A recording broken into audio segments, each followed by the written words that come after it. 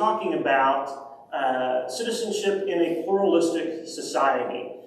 Before we get there, I do want to recognize, as I mentioned earlier, our sponsors, so the Metropolitan Library System, along with the fantastic staff that has helped put all of this together. And we want to appreciate their work and their effort in making this facility available, handling all of the technology side of things. I am so grateful for that. And just doing a good job of letting people know about this series. The Center for Civic Engagement, which is where I come in and helped send me here, so we want to thank them as well. We also want to thank the Heterodox Academy, which provided some financial support to make this possible as well. And as a reminder for them and for the Center for Civic Engagement and the Metropolitan Library System, if I say anything completely wacko, you cannot hold them accountable, all right? I just want to make sure you understand that. The opinions expressed are my own, not the opinions of these other organizations who we are deeply grateful for working together to make this happen. Before we get to tonight's topic, I just want to review just a little bit, not too much, but just a little bit, what we've covered the last couple of weeks. Week one, we talked about civil discourse and the importance in how we discuss important and sometimes controversial issues, right? The kind of language we use, and are we creating, even when we have disagreement, even when we have fundamental disagreements on topics, are we conversing in a way that is productive as opposed to destructive, right? Are we conversing in a way that promotes our adherence to democratic values, to the protection of civil liberties and civil rights, or are we using language and conversation that undermine those? And so we talked about that on week one. We talked about some ways to conduct our discourse, right? We mentioned the Heterodox Academy's five-point way. We talked about those from the Carnegie Institute that offered some other suggestions. So how we converse goes a long way to how we are going to think of each other, right? And we talked a little bit about that in the second series when we talked about civic engagement. We also talked about how we engage can also either promote and build up democratic values, respect for civil liberties and civil rights, or it can undermine those as well. We talked about not being hyper-partisan. We talked about looking beyond political engagement, thinking about civic engagement beyond mere political engagement, right? But being involved in those institutions of civil society, ensuring that we have a balanced perspective and that we are not looking at everything through in today's world, a red or blue lens. Today we're going to kind of try to put these pieces together and talk about the fact that we live in a society in which there are vast differences across our population. And we have a pretty sizable population. So I want to look at that first. Before we do that, let's define what we mean by pluralism. Well, what we really mean is the existence of different types of people who have different beliefs and opinions. That's pretty much what we mean by that word, right? Diverse people with diverse beliefs and ideas. Second to that is the notion or the belief that those differences actually are productive, that those differences help society progress, that they help us understand the world better, right? As much as I would like you all to think like I do, we would all be very boring, and there's a lot of stuff that will never get done that we need to get done. And so it's good that we have people who think differently. It's good that we have people who have different experiences in their lives, who have different ways of perceiving the world around them, and we can all learn from those differences. And that's what we mean by pluralism, right? This notion that these differences can enhance our lives, they can enhance our ability to solve problems, and they can enhance our ability to get along with one another. So let's talk about some of these differences, right? Let's just look at U.S. population, right? 331 million plus. All right. If you look at it, how that's broken down by age, you can see, and I'm not going to run you through all of these, but the smallest group of people, not surprisingly, are those 5 years and younger, make up about less than under 6% of the population. The largest group are those 65 and older, which make up almost 17% of the population. This age difference correlates with differences in how people see things, right? And it's very much, we talk about, a lot of times we'll talk about generations, and we talk about the baby boom generation, or we talk about the millennials, and those of us in Gen X always get mad that we get left out. Nobody talks about us, but the fact is, Gen X folks, we are much smaller as a group of people than those in either the baby boom generation or the millennial generation. And now you have Gen Z coming along as well. And so the experiences that people have in their lives during the time that they born and are forming, becoming young people, emerging into adulthood, those experiences will help frame and shape how they perceive the world. And they will help shape what they think should be done to solve certain problems, and what problems should be solved and who should solve them. So age is an important difference. You know this instinctively, right? If you have parents or grandparents, or if you have younger children, you know you don't all think alike on how to do certain things, or what issues are important, or how those issues should be solved. The median age in the United States, which has been ticking upwards for quite a while now, is 38.9 years. That is a reflection of the fact that our population is aging. If we were going to go in a direction of what does that mean, that means there's some pressure being put on some of our major programs, such as Social Security and Medicare, which are paid for by taxes of those who are working, and those who are becoming retirees are now a growing segment of the population. And so we're having fewer workers, so that's an issue, right? The median age at marriage has also ticked upwards over the last several decades. For men now, it is about 30 years. It's actually slightly above that. And for women, it's slightly above 28 years of age. What about racial makeup of the country?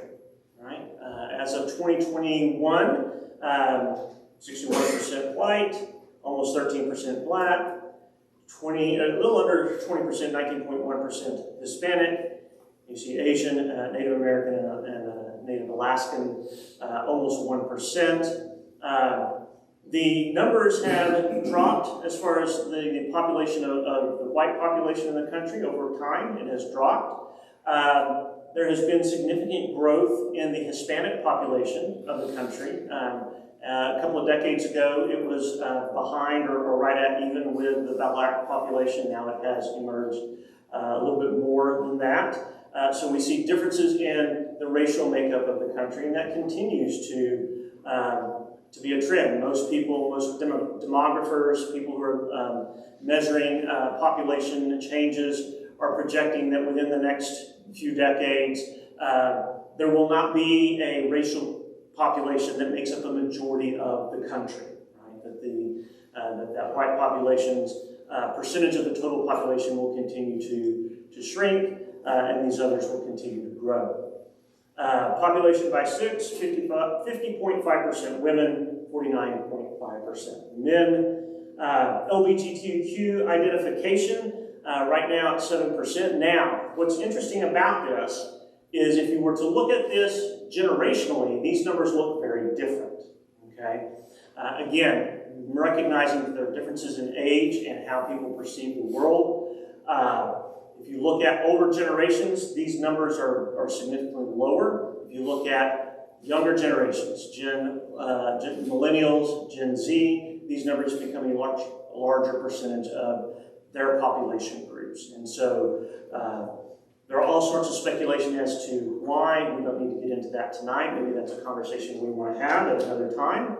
But it is true, right? It is the age makes a difference in how how much of a percentage of that population identifies in one of those LGBTQ plus categories. Religion in the United States. So culturally, the United States remains predominantly a Christian country, right, with 70% of those responding to Pew Research's most recent survey identifying as some strand of Christianity. Then you see the others there. Jewish religion makes up almost 2%.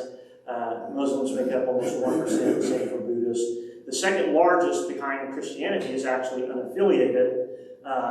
Of that, you have those who identify as atheists making up 3% of the total population. And what I found interesting was others. So these are people who are not necessarily don't consider themselves atheists.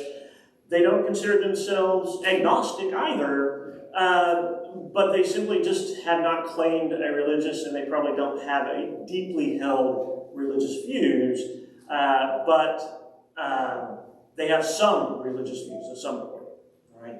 And they make up nearly 15, almost 16% of the population.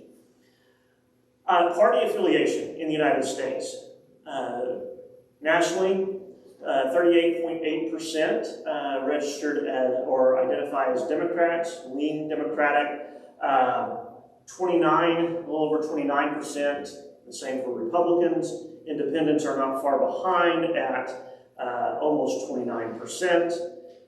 Third-party registrants are down the battle a little bit at 3%. So some variety, and if you look at that, how close that is, right? There's not one party. It's not like in some of the states that we have where one party has large registration advantage over the others. Nationally, they're very even, and so and that's a reflection, I think, somewhat of the division in the country right now. Not to say that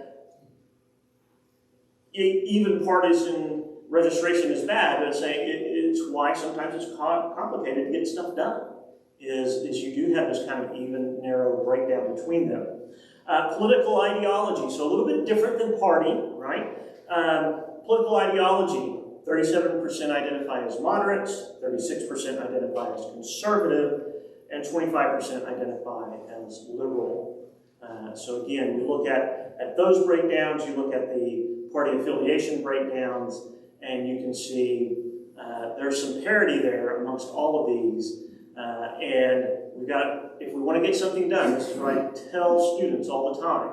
If you want to get something done in U.S. government, you've got to persuade people who don't always agree with you that it's the way to go, right? And that can be very complicated at times. I'm sure Representative Fugate can attest to that sometimes getting something done, even if people agree it's the right thing to do, yes, we should do that. Sometimes getting that done is very, very challenging. And that's just the nature of our system and also the nature of our politics, especially right now. A look at income in the United States. So, median household income in the United States, and this is current inflation-adjusted dollars, $70,000, almost $71,000 per household. All right.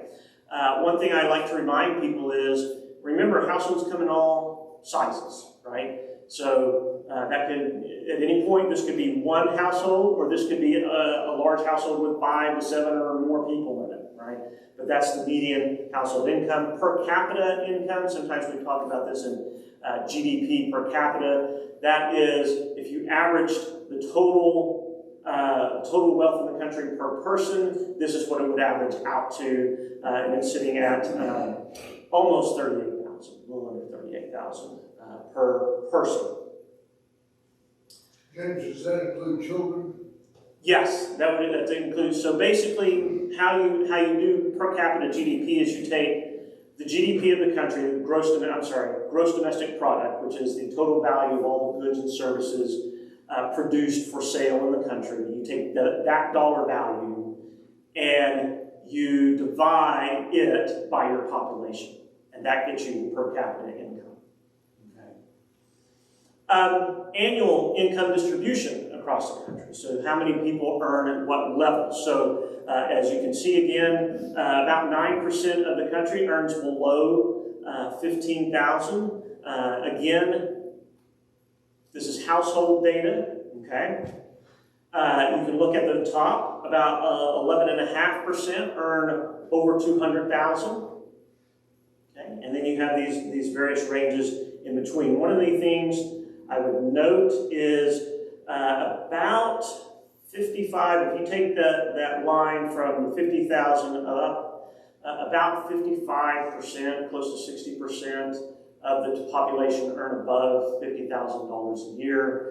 And that's how we get a median household income of about $70,000.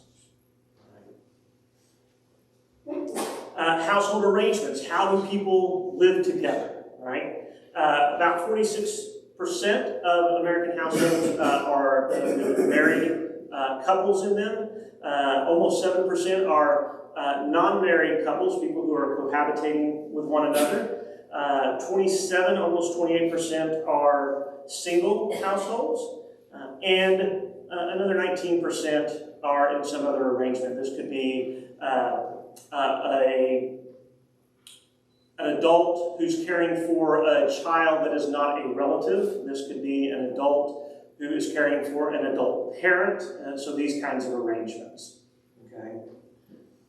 Households with children. So of those households, 38% of households have married couples have children. Another 33% have of those cohabitating. Let me make sure you understand. 38% of married households have children in them. Okay, 33% of cohabitating households have children in them. 18, almost 19% of single households with a woman being the householder have a child in them, and about 8% of male householders have children in them. So single parent households, those last two categories.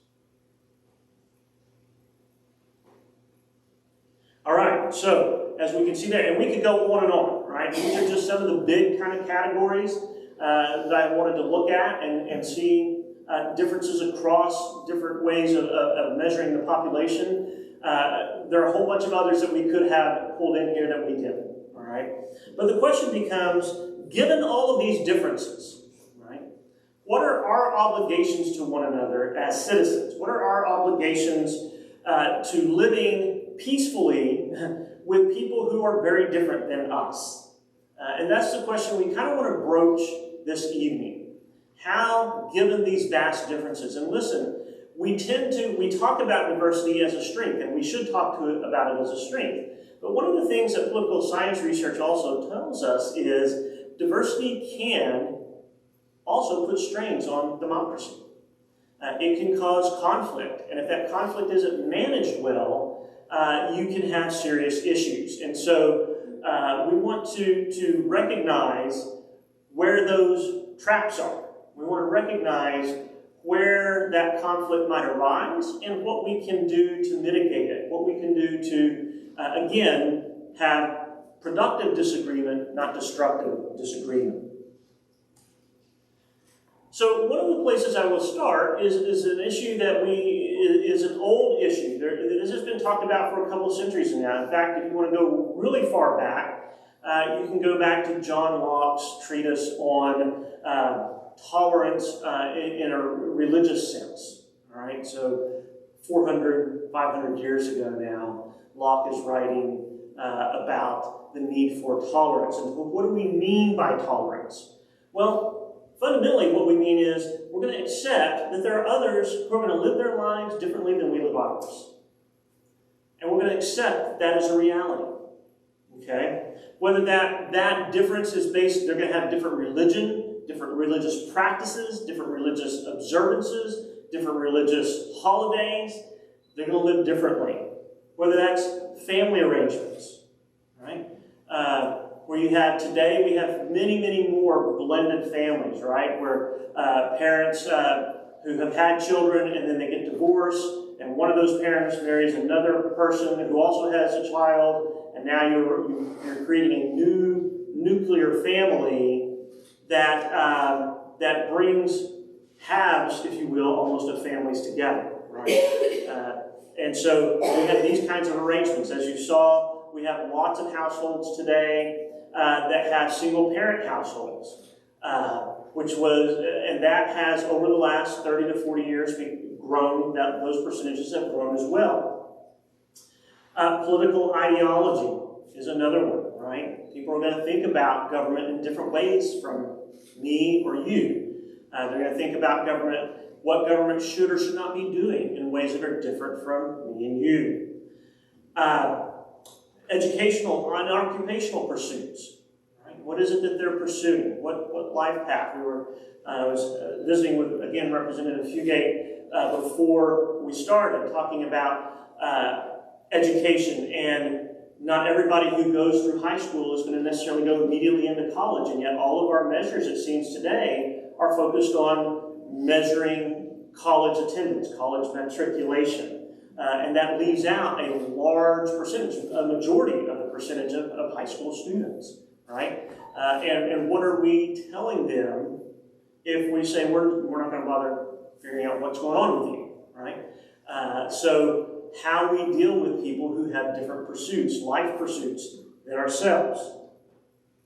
So accepting that there are differences, and part of that acceptance is refraining from trying to use the law to punish those who do live differently than we do. And I use that word punish. It can be harsh, but if you look at some of the things that we do regularly, you might get the feel of that, right? Let me give you just an example. And most of us will not think of this as punishment, but when you compare those two situations, maybe you'll start seeing it a little bit differently. Maybe you won't, right? But let's say we have two households, right? Let's say we have a household that has 2 adults in it and a household that has 1 adult in it. And let's say those households earn the exact same amount of money, $100,000 a year. Okay? Everything else about these households is relatively the same. Okay? So the main difference, almost the only difference is there's 2 in one and there's 1 in the other. The 2 are married. Okay? Which household is going to pay more in taxes? The second one, right? The single household, right? More in taxes on the same amount of money, right? Now, there's a reason for that, right? Those who create public policy, they believe that the family is important, that family formation is important to society. They want to encourage that, and therefore, if you don't get married, we're going to charge you more in taxes. And if you look at the tax code, it's not just a little bit. It's pretty sizable, the difference in the income taxes that you would pay for not being married, right? And we could go down the list. That's just an easy one to pick out. And again, we can have a lot of different discussion about whether is that a good policy, is that a bad policy. Regardless of whether you think it's the right policy or not, we are making some people pay more in taxes for making a decision that we wish they would make differently. At the end of the day, that's what we're doing. Right? And acknowledging that does not necessarily mean that it's the wrong policy, but it at least needs to be acknowledged that that's what we're doing. Right? And to the extent that we can, we should be cautious about doing that. Right? We should be cautious about that type of approach to public policy, all right? Another thing about living with our differences that helps is a commitment to civil liberties. And what do I mean by this? Well, first of all, protecting those rights of religion, association, and speech for all people, especially those we disagree with, all right?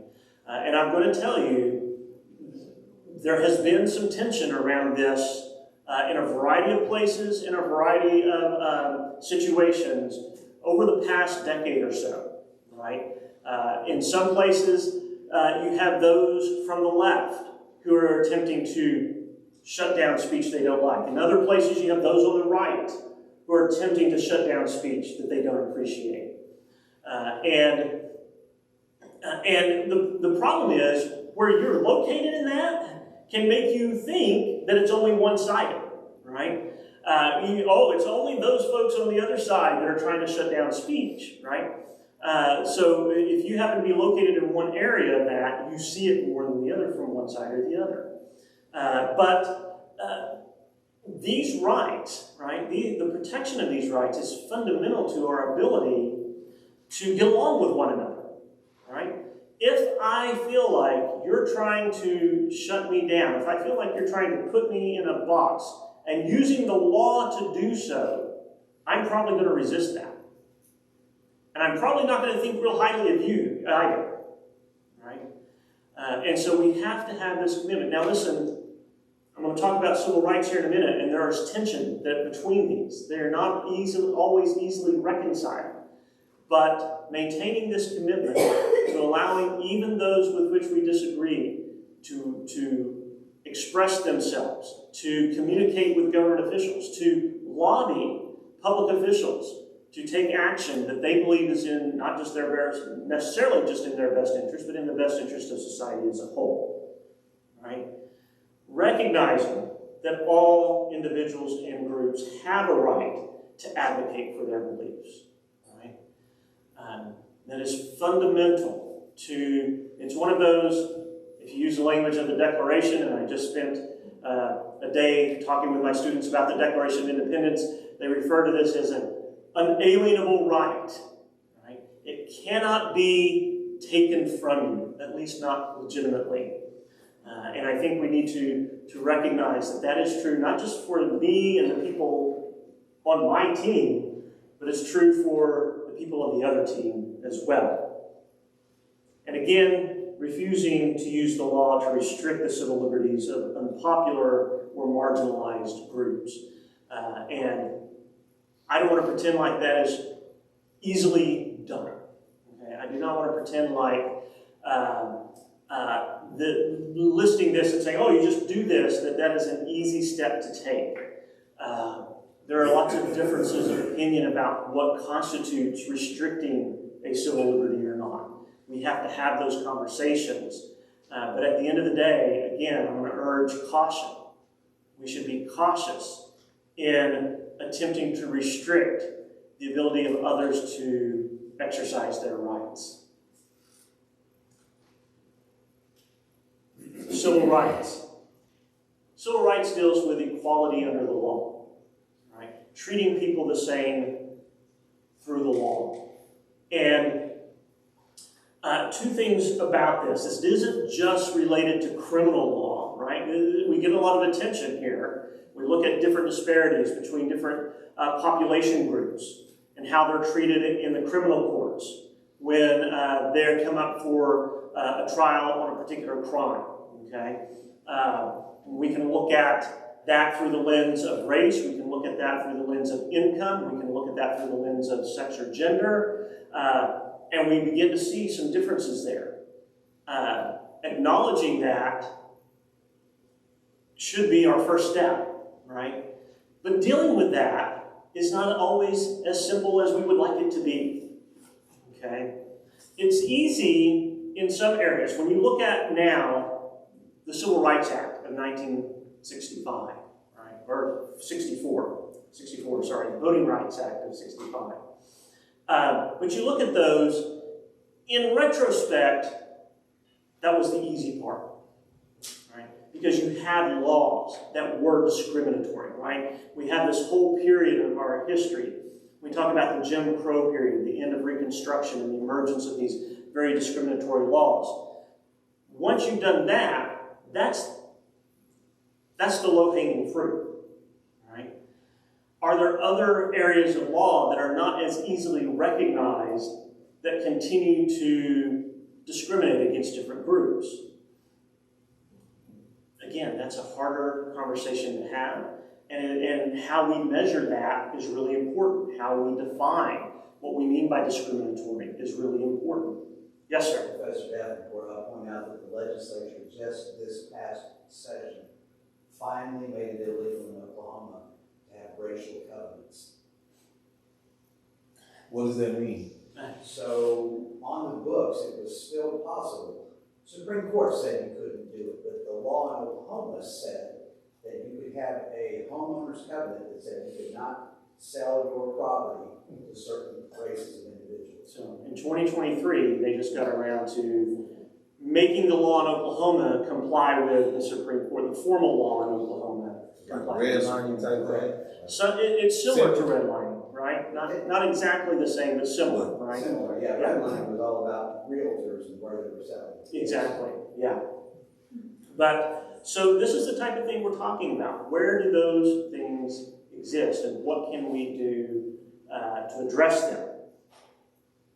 It's also incumbent that we resist discrimination based on these different characteristics, right?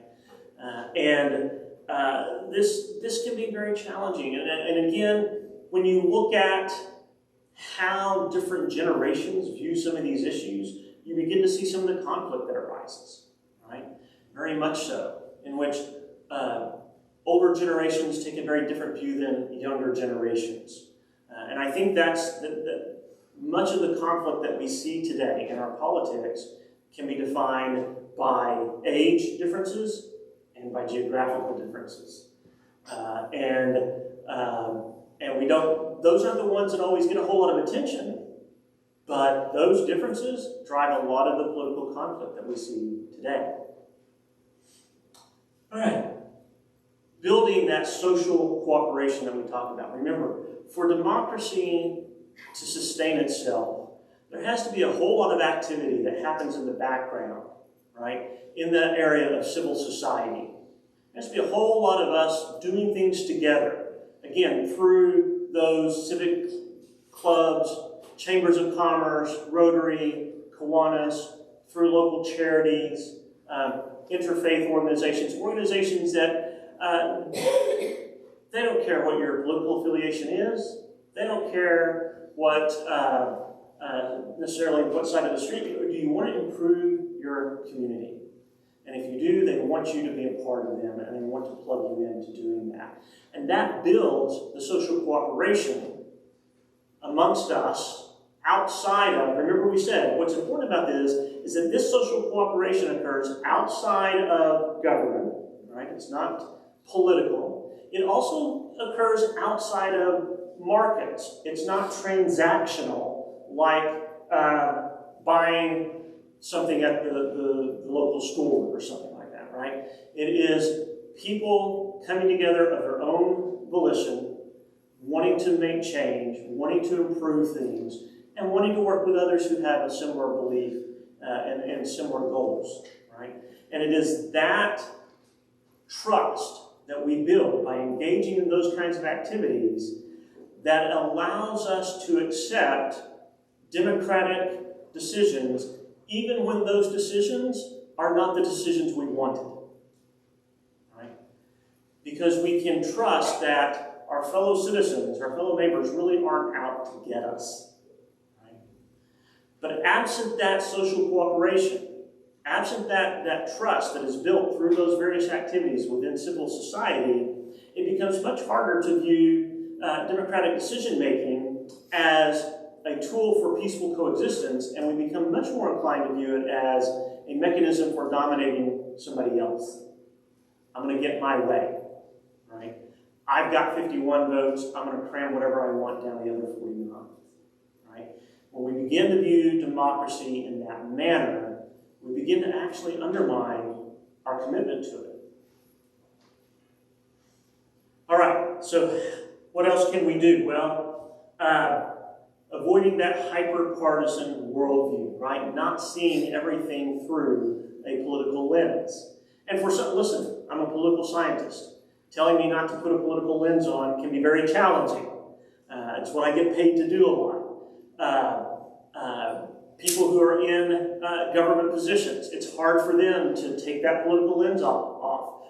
But for most of us, it should not be as difficult, right?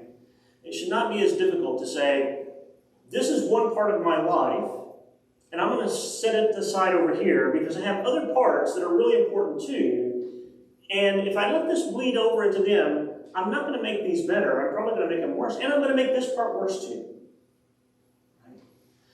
Right? And so trying to reframed. And it's not just that, but it's, remember we said, holding our own party accountable for its actions, right? For its contribution to the civil discourse, for its contribution. The fact is, the people who are going to listen to you most tend to be the people that you're around, right? If I am a member of the Democrat Party, I can criticize Republicans. I can criticize them all day long. And I might have fun doing it. But am I likely to change anybody's mind over there? I don't know. Maybe it depends on how I criticize them, but, right? But if I'm a Democrat, and I communicate with other Democrats, and I have influence with them, then my criticism is going to carry more weight. The same thing if I'm a Republican, right? Vice versa. Right? So holding our own parties accountable for how they conduct themselves, because that's where your influence is, right? That's who you have a connection with.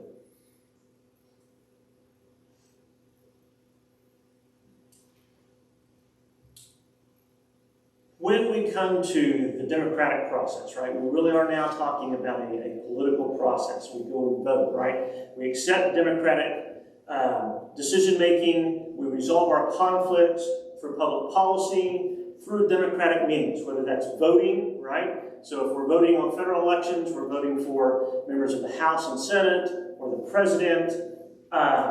If we're voting at the state level, we could be voting for governor, or we could be voting for members of the state legislature, or we could be voting on issues, right? One of the differences between state government and the national government is, in Oklahoma at least, we have the ability, citizens, to make the law ourselves through a couple of different mechanisms, right? Most notably, the initiative petition, where we can follow that process and put a proposed law on the ballot. And if it gets a majority vote, we've created a law. And several major pieces of legislation through the years have been passed using that mechanism, where the people themselves have been the folks creating the law. Part of this democratic decision-making and accepting it that I mentioned was accepting the fact that we're not always going to win.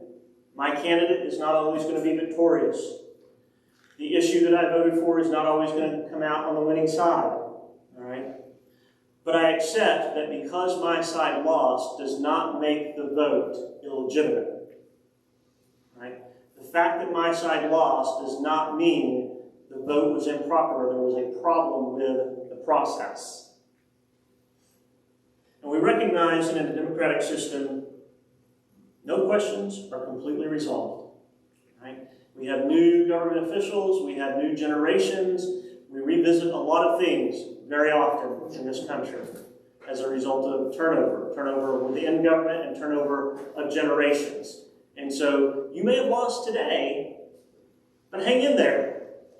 The tide might turn. The tide might turn and you might find yourself in the majority next time. Right? So accepting democratic decision-making, even when it goes against us, is an important piece to this. I like to say persuasion is better than pugilism. Right? I would rather be engaged in a debate, even if that debate's going to be drug out, than to have to get in a fist fight in order to get the public policy I want. Right? And those, by the way, tend to be the choices that we have. Right? We can use the democratic process and peacefully resolve our differences, right? Or we can have another system where somebody just says, here's what you're going to do, or I'm going to throw you in jail, or I'm going to kill you. And that second one does not sound all that exciting to me. Citizenship is not a spectator sport, and it is hard work, right? How do we engage in it? We practice those principles of civil discourse that we talked about. We engage in productive civic engagement, and we respect, tolerate, and defend our differences. That's citizenship in a pluralistic society. It does not mean we're all going to agree on everything. It doesn't even mean we're all going to get along all the time. But it means we're going to work as hard as we can to solve those differences in a way that maintains a commitment to those things that we think are really important. civil liberties, civil rights, democratic decision-making. Right? We must take the steps to reinforce those things, not undermine them. And that is my presentation for this evening. Does anybody have any questions? Yes, sir. And they are coming with the microphone. We do also have online questions. Ah, awesome. Thank you for giving this series. It's been really enjoyable. I read your non-doc article from a week or so ago, and one of the comments said, in short, they kind of accused you of I think it's called both sides. Both sidesism. Yeah. What would your response be to that? Sometimes both sidesism is correct, right? And I suspect I'm in another organization that person, if I remember correctly, is also in. And I have the perception, and then this is just my perception, I haven't visited with them to flesh this out a little bit more. But remember I said, if you're in one area of society, one side might seem to be the dominant side that's trying to do all of this shutting down speech and this kind of stuff. Whereas if you're in another area, it might be another side that's doing it, right? I think he's in one of those sides in which it really feels like there's one side that's the dominant one that's causing some of these problems. And he didn't appreciate that I didn't acknowledge that. I think in some sense that's a fair point, but I could go to other places in society and point where it wasn't, the same situation didn't occur with that group, it was somebody else, right? And so I didn't take offense to that. One of the things, if you are going to be willing to put your ideas out in public, you better be willing for people to criticize you, right? And so I take no offense of that. I wrote an article, oh my gosh, it has been 5 or 6 years ago now. And about annually, I at least get one piece of hate email over that article. And sometimes I respond and sometimes I don't. But, so I don't take offense at people who criticize. And again, depending on how the criticism is given, I might actually learn something from it, right? I think as an educator, I have to be in that frame of reference, right? Is there something of value I can take from this? Many times there is. Sometimes there's not. Sometimes it's just a rant, right? A rant that isn't overly productive. Sometimes there's a little nugget in there, and I'll try to hang on to that little nugget and then discard the rest, right?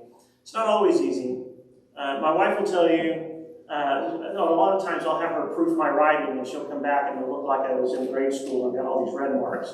And I don't respond very well to that, as it turns out, right? So I need to practice what I preach more in certain situations. But in that, I think I understand where that person's coming from. I just think they happen to be only looking at it from their angle and not looking at it from a more complete angle. Does that answer your question? Absolutely. Okay. Have an online? Yeah, I'll take an online question. It's, is the government we have the best form of government for a country that is so different? Oh, that's a really good question. Well, here's the thing. We don't have a lot to compare it with, all right? In two ways, right? Our system, and I talk about this all the time. I try to pound this onto my students' heads. Our system of government is one of the most complicated systems of government that exist. And it was designed to be so, right? It was designed to prevent sides from being able to take action unless they could get a consensus to form around that action. Okay? That's how it was designed. That's what it was for. And we have 3 branches of government. We have federalism. All of these states also have 3 branches of government. We have local governments. I've got to know which government does what, who I need to call for this problem, and I have to vote accordingly. And oh, by the way, I also got to figure out where all these taxes go. Right? And so it's a complicated system. We also have perhaps the most diverse population on the globe. There aren't many countries that have as diverse a population as the United States. And when you look at all the different places on the globe that people come from to the United States, even still today, right? And I know immigration is a hot issue. Maybe that's something people want to talk about next week. But we have a lot of people who continue to want to come to the United States. And that diversity, as I said, can be a strength, but it can be a source of tension as well. And we see that tension very real when we're talking about immigration today. Right? We see that tension there. It's not just there, but it's there. So I don't know what else we would compare it to. Do I think it has done a pretty good job of expanding who gets to participate in our society, of expanding who gets to enjoy their full rights as citizens? I think it has. Has it done it quickly? That depends on what time frame you want to look at, right? We're a young country by most standards. And so the rapidity in which we have expanded this, if you think long-term historically, has been a pretty short time frame, right? But you're still talking about lifetimes. You're still talking about lifespans in which it took to reach that point. And I don't think anybody would argue that we have reached perfection, right? There's still much more to do. So I think you would be hard-pressed, given the diversity that we have in our society, given our commitment to these other things, to find a system that works measurably better, all right?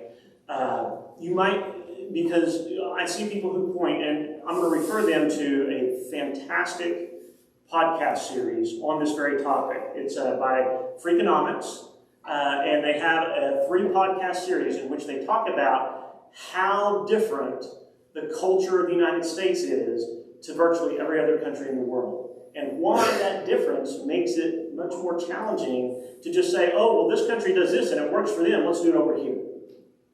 Right? So, yeah, I think it would. And I want to remind people, we have, as the United States, as young as we are, the oldest written constitution on the face of the planet. No one has an older written constitution than we do. And I always like to compare us to France, because France is on constitution number 7 or 8, I think, right now, right? In about the same time period that we created our one and stuff with it. So I think that longevity speaks to some of its success as well. Go ahead, Jen. She's got a chat.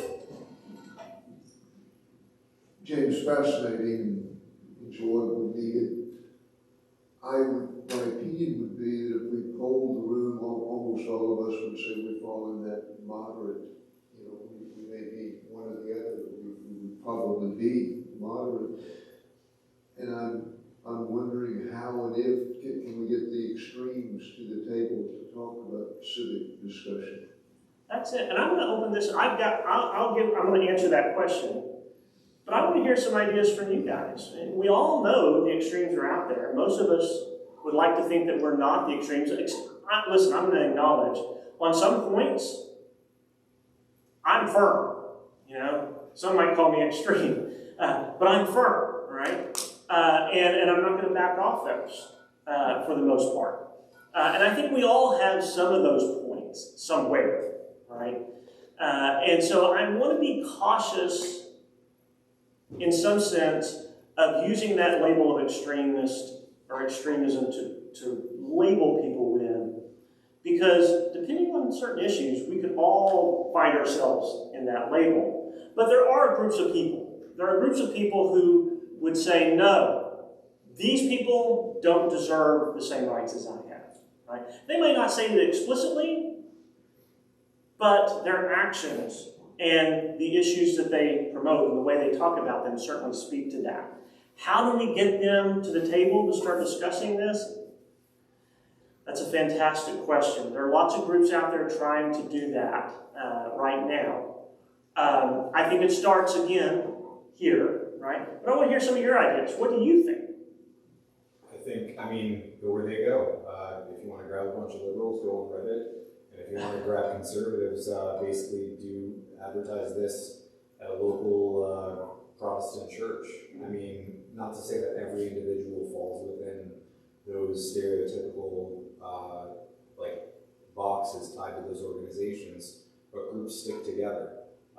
And also, one of the things I'd like to encourage is basically giving those people, not to support or encourage hate, but give individuals that have discriminatory beliefs a little bit of oxygen to talk about why they think the way that they do, so that we can have civic discourse. There are things that I could easily say out loud right now that would piss off maybe the entire room, and I won't go into that. But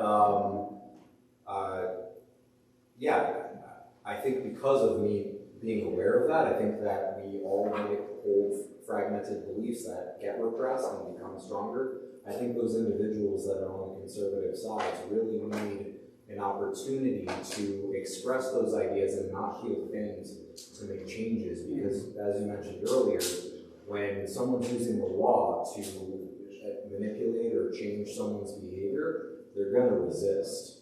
And we all need space to think and to speak. Okay. Yep. And then I'll come over here. Go ahead. I think we need to stop forgetting the difficult conversations. So, Like in the workplace, in school, and you get told you can't talk about politics, you can't talk about religion, you can't talk about and have these difficult conversations. It's not allowed.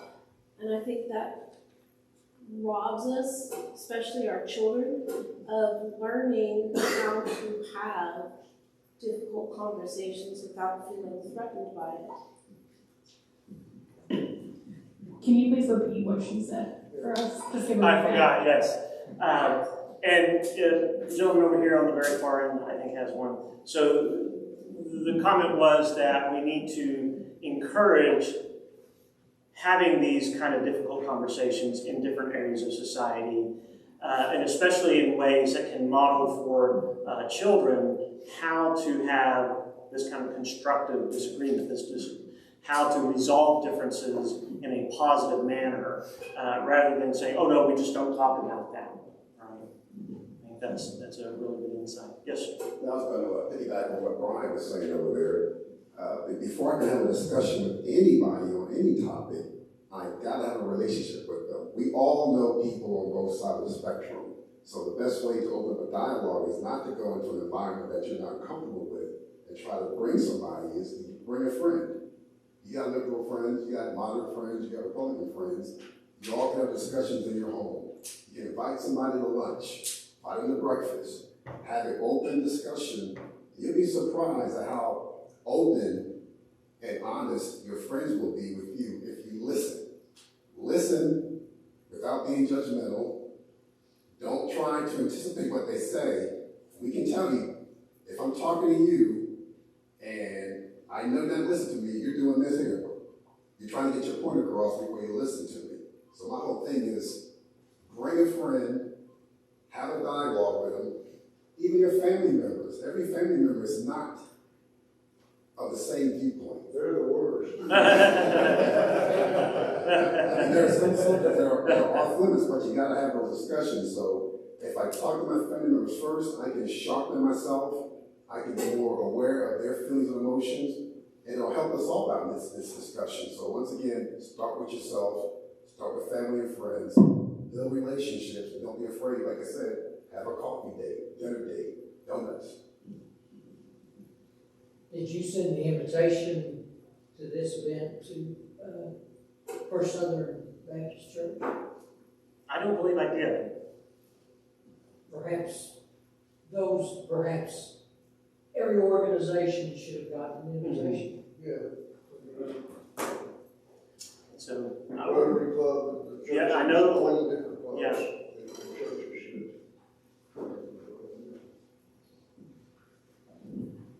I'm thrilled to be here to learn from you. I always am. This is something I struggle with a lot in my own position. And there's a terrific book by Tim Urban, What's Our Problem, that talks a lot about the challenges we have today and how what I gathered from the book is something I think of as sports team politics, where people have picked sides and they're so invested in their own side winning that they can't have discourse anymore. And I don't have an answer to it, but I will tell you my own personal approach to most of it is to step into a conversation thinking that I might be wrong and listening for something to help me understand that that might be the case. And that helps me at least to take a step back and not immediately become defensive in telling the other person I'm wrong. But it's a challenge. It's absolutely a challenge. When you're talking to somebody, you know, it's great if you can do it with your friends, and I see a number of folks in here that I consider to be friends. But if you're on the doorstep with somebody, or somebody approaches you, or somebody, in my case, I get lots of interesting phone calls, you know, and some of those people, quite honestly, are having what I think of as a psychotic moment. And you have to just let them go for a little bit before you even start that conversation. So I don't think we're at a point, society-wise, where we're going to heal. Hopefully this group of people will begin to have those conversations in meaningful ways. And I would encourage you all to take a step back and say, I might be wrong. I want to focus on all of this that's been said here for a second, in that I think sometimes we do need to step into spaces that aren't ours and just hear the conversation, right? We do need to have conversations where we're not listening to win the argument, we're listening to understand the person, right? That's the goal. I always try to tell people, if your goal is to persuade someone, you first have to listen to find out what their priorities are. Then you can connect with those priorities, right? If your goal is to win an argument, you'll never listen to that other person, except to find the points that you can then kind of zero in on to score your point. So I think it is important. And we talked about that. Part of civil discourse isn't just us talking, but it's us actually listening to other people, right? What are their concerns? What are their fears? What are their hopes, right? And figuring out where it is that they're coming from. And then we talked about, Representative Fugate mentioned going into a discussion, recognizing you might be wrong, right?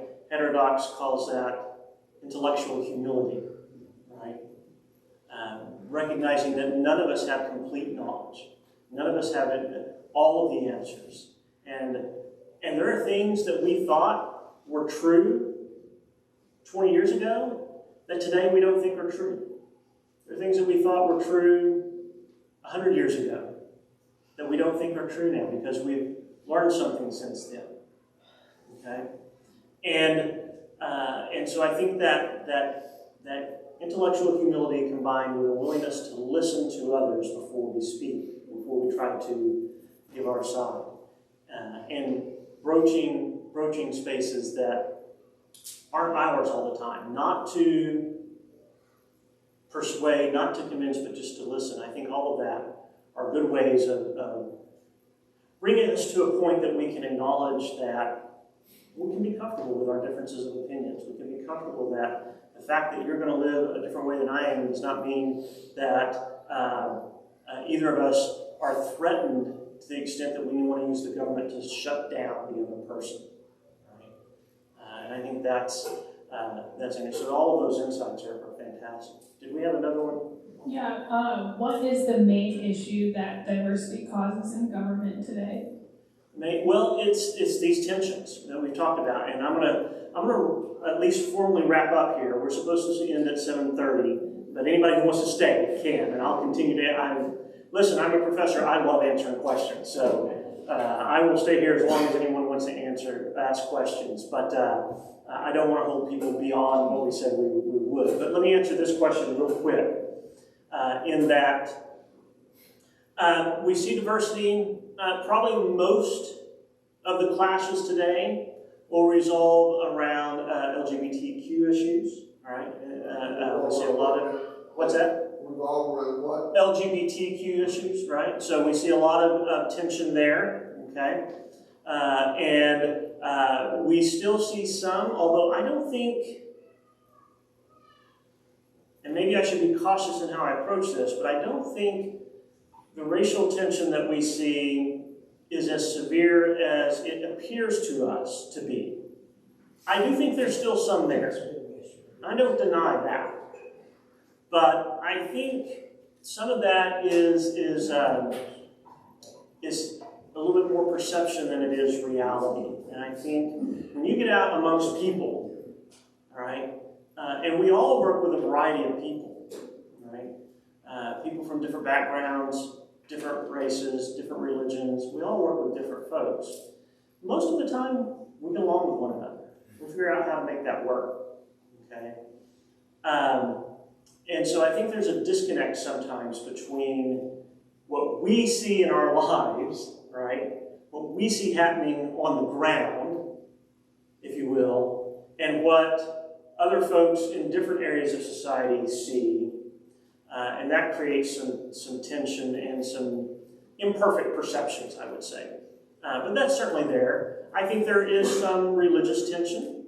As I mentioned now, as the surveys that I mentioned earlier, the United States is still heavily, at least culturally, a Christian country, right? And what I mean by that is that a significant portion of the population, when you ask them what religion they adhere to, say Christianity. Okay? I'm not getting into tonight how faithful they are, how often they practice that religion. I'm not getting into that. Just when they're asked the question, what religion do you adhere to? 70% say. Now that is a decline over time, right? If you go back a ways, it was over 90%. So that's a decline. As we have increased religious diversity, we're going to see some of that tension play out as well. So I think those are playing. We have income, tension between different income levels, right, as well. So I think those are some of the major ones that we see. Representative Fugate? If I could tackle that question from a practical perspective, when we do legislation, what we're doing is effectively one size fits all. Mm-hmm. And it is very difficult to get people engaged in thinking about all those edge cases. What about this? What about this? And diversity naturally lends itself to edge cases. And so it's just hard to think about all those things. Yes, and I think, that is both the feature and the bug of government action is it tends to be one size fits all. Sometimes you can't escape that. Sometimes that's the way it's going to be. Sometimes one size fits all might create more problems than it solves. And legislators are in a very tight spot, right? You mentioned getting those phone calls that weren't quite so complimentary sometimes. Yes. When I worked for a member of Congress, I got plenty of those phone calls too, right? And the fact is, people are more motivated to take action when they're angry than when they're satisfied. Yep. And so the vast majority of communication that any elected official receives is going to tend to be negative because people are more inclined to take action, to call, to write, to email when they're angry at something that person did. If you did it and they liked it, well, that's what you should have done. I'm not going to give you a pat on the back for doing your job. That's the attitude, right? And so maybe that speaks to us as well. Maybe we should communicate more often when we're pleased with some of our officials, right?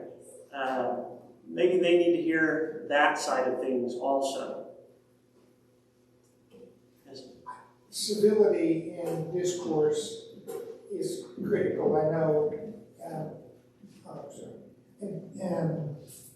but sometimes when you call out someone for being different, you're accused of being hurtful. Mm-hmm. Even though in your mind, you're just being honest. St. Thomas of Aquinas, old time, he talked about religion. He said that if you see a sin and fail to call it out, then your sin becomes the greater of the two. Mm-hmm. So for somebody who is basically, to boil it down in common terms, if you're a devout believer, and you see sin and you don't call it out, you've committed a sin yourself. That creates a friction when you're in a communication with somebody who feels as if you've been critical of them. When in essence, in your heart, what you're trying to do is save their soul. I don't know that society's ever going to solve that problem, but there's, so one person's criticism is another person's road to salvation. And how does a government balance those two with its laws? I think the government needs to be very cautious about trying to get into the decision-making process as whether or not this religion or that religion is correct, right? From a faithful religious observer's perspective, and I consider myself a person of faith. I told this the first night. My father was an old-time Pentecostal preacher. I understand exactly the question that you're asking. I think two things. One is, sometimes we need to ask ourselves, are we really calling that out because we're trying to bring them, if you will, to God? Or are we calling it out because it makes us feel better to make someone else feel bad about themselves? And if we don't ask ourselves that question, we could be doing more damage than good, right? Now, I'm not about you not being free to say, I think this is wrong, okay? I think anybody has to be free. I think this is wrong. Where I become more cautious is, I think this is wrong, and I'm going to use the government to prohibit you from doing what I believe is wrong, right? I think there's a line there that we have to be really, really cautious from. I do think how we communicate matters, right? Again, if I am working to persuade, there are techniques and methods for doing so that work better than others, right? And I'm just speaking of someone who probably has a faith akin to yours, right? If I see someone that I think is doing something that is improper, is sin, if I don't know them and I just come up and say, you're going to hell because you're doing X, that is probably not going to be an effective art of persuasion, right? It was mentioned earlier, one of the most important ways of having influence and persuading is developing a relationship. And if I'm truly concerned about that person, maybe I want to develop a relationship and then exert influence in that manner, right? I also think too often we're about talking about this stuff, and we forget that sometimes it's better to just model, right? It's just better to model how a person should live their life. And I think that's one of the beauty of diversity in almost all things is we can learn from one another, and we can learn. There are some ways, and we know, listen, social science has done a ton of research on a ton of stuff. We know that certain ways of behavior, certain ways of living produce better results than others, on average, right? But if we didn't allow people the ability to live in different ways, we wouldn't necessarily know that, right? We might believe it, but we wouldn't have the tools to measure it or discover it and to talk about it. And so, yeah, I think it's how that is communicated that is really important. And I don't want to ever tell anyone, you shouldn't be free to express your thoughts about something. But I do want to make the case, if your goal is to persuade people that you're right, there's a good way of doing that and there's a bad way of doing that, right? And I think we need to be always asking ourselves, am I doing this in a way, if I'm a person of faith, and I'm going to communicate something that I believe to someone else, one of the things I'm going to ask myself is, am I doing this in a way that takes this person and connects them to the higher power that I believe in more closely, or does it push them away, right? And I think that's really important to ask ourselves, right? Do I think I'm drawing them to God, or am I pushing them away from God? I hope that answers your question. As I said, you are free to leave. I don't want to hold anybody any longer than they have to be. If we have more questions, I will be happy to take them. Yes, sir. So with this increasingly diverse country, racially, identity-wise, do you see us, as we diversify both in race and identity, do you see us, growing closer, or do you see us being pushed away as we, grow more radical of everyone's kind of, different? My wife will tell you I'm ever the optimist. Overly optimistic in some instances, but I believe that if we adhere to these principles that we've talked about over the last 3 weeks, that diversity will bring us closer together as a society and not farther apart. That's not a foregone conclusion. I'm not Pollyanna. I don't believe that everything's just going to magically work out.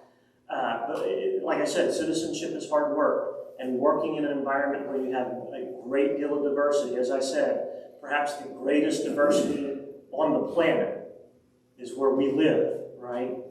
It's hard work. And it means we have to comport ourselves in certain ways that, quite frankly, often go against our natural inclinations. But I believe that, yes, if we maintain these commitments, that we will come out of this. Every period has had its tensions. Every period has had to deal with some of these issues. And we found a way. Has it always been easy? It has not, right? Go back in the 1950s and 1960s and look at those who were marching for civil rights and what they endured, right? Violence, real violence, right? Not hateful words, hateful actions that cause real pain and real harm to real flesh and blood people. Right? And I think we are fortunately not quite there yet, although I'm a little concerned in some places that kind of violence is becoming more acceptable. We have to stand and say it's not. Even if I agree with you politically, that type of action is not acceptable, right? And we have to call it out on our own side. We have to do it on our own side. Yes?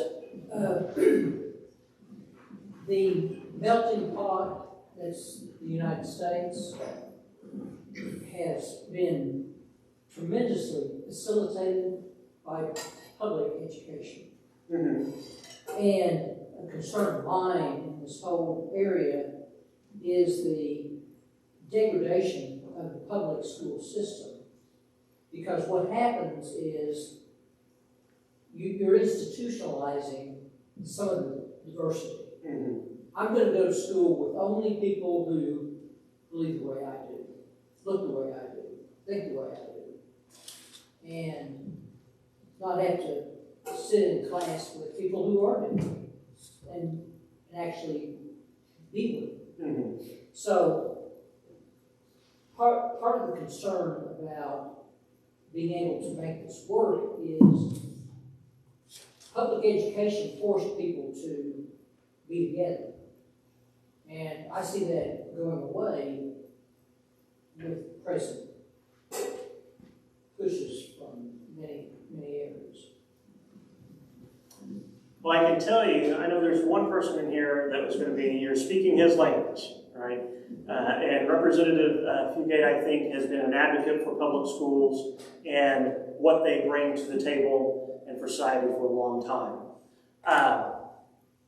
I have a slightly different perspective on that, but it is not one that is hostile to the notion that public education has been important to our society, right? And I am not one who appreciates some of what I believe to be, I want to be careful here, but out of control rhetoric regarding the public school systems in our state specifically, right? I do believe I am a firm supporter, and this has been one of those areas that Representative Fugate and I have been talking back and forth on a long time, was educational choice. And I am a firm believer that people ought to have the ability to pursue the education that they have, and if the state is going to say, we're going to pay for your education, it should be as broad as possible. Having said that, I share some of your concerns about what has been happening in our state specifically, and the rhetoric being used, not talking about problems with the system, not talking about ways to improve the system, not talking about any of that, having that productive disagreement that I feel Representative Fugate and I have actually had, right? What I see is some officials who are personally attacking individuals and school systems for no other reason than to gain some political advantage. And it concerns me greatly, and it does not, that is an example of what we've been talking about. It is an example of how we are undermining our commitment to some of these things, and it does concern me greatly.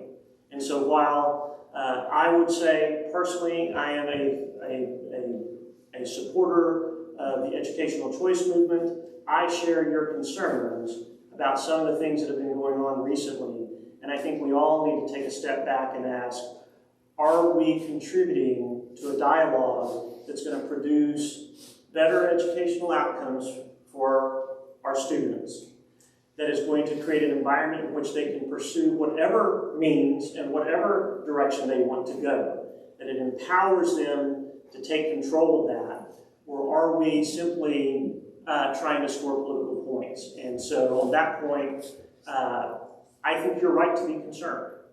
And I think we have to collectively kind of say, that's not the approach that we want to see taken. I would agree, I think, with just about everything you said. I would add, Hank, in terms of diversity, we might have been fooling ourselves in some respects. If you think about what happened in the 70s with busing, right? Both in the city public schools, and what happened, we had white flight happening all over the place. And so the diversity that we think we had in our schools perhaps really wasn't there.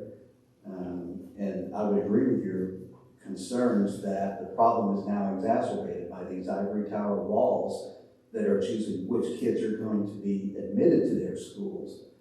But to say that, public schools were this great place where we had a perfect melting pot, I'm not sure that was always the case.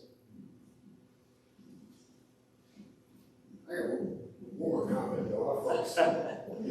And by the way, I really appreciate the engagement that you guys have brought to the table, right? This has made this way more meaningful from my perspective. That you all have, if you all were just sitting here and staring at me, for 30 minutes and then you got up and left, I would know something was wrong. And so the fact that that's not what's happening is absolutely, it confirms my suspicion that there are lots of people who actually want to have these kinds of conversations. There are people who want to get past the heated rhetoric that we see out in the public, the nastiness that we see on social media, and have meaningful conversations. So I want to say thank you to all of you for bringing that to the table. Go ahead, sir. I'm sorry for taking off. Tomatoes now.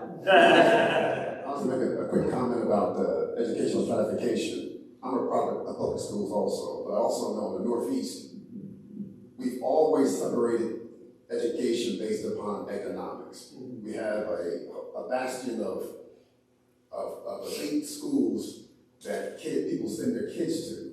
And fortunately for some of us, New Jersey found a formula to marry public education with, I'm not going to call it that bad word now, it's a bad word, that there was a program that sent kids to these elite schools, Philip Exeter Academy, Lawrenceville, the Hun School. Those were schools of choice that people of affluence sent their kids to. However, New Jersey found a model that was successful where they supported public education, but they also had a way to send kids out there. So there has to be a way for us to do it here without all the rhetoric and all the nastiness and the viciousness and all the wordplay going on. And like I said, I apologize. Not apologize. Commend Representative Fugate for his honesty and for his leadership, for his willingness to listen to both sides of the argument. And he will also tell you, if he doesn't know the answer, he'll go find it for you. So once again, thank you for being here. And thanks for being here with us.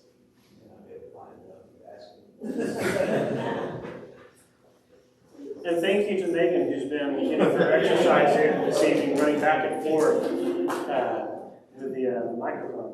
So I just wanted to add a comment that may or may not add any clarity.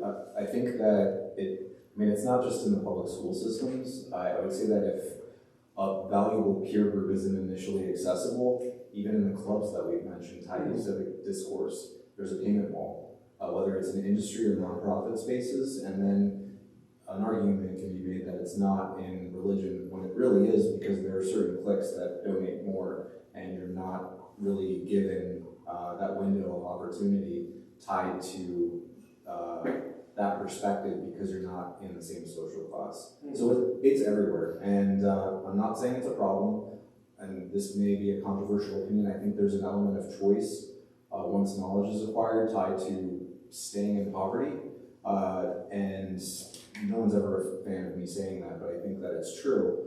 Once a specific activity is repeated over and over again, I believe that people kind of gather together that have those common habits, and I think that I'm going on a tangent now, but what I'd like to say is maybe it would be more important to question why the paywalls tied to valuable peer groups are everywhere, not just in school systems. That is an excellent question, and I don't know if it's one that we'll ever be able to escape, right?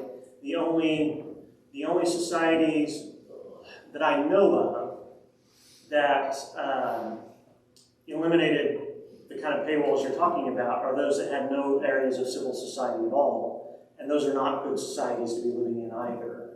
And so I think you're right, there is somewhat of a stratification. I don't know that we can escape that. Are there ways to mitigate it? I think that might be a question that we want to explore, right? Are there ways to help others break through some of those barriers? I think there are, but I think some of it is, do they see that as an investment in alternatives to the financial contributions that you're talking about? Is that investment of whether that's effort or whether that's networking or whether that's doing other things, is it worth it to them? And I don't have an answer for that question. But that's an excellent topic, and I appreciate that. Anyone else? Well, thank you again. This has been fantastic. I appreciate you all hanging around for so long.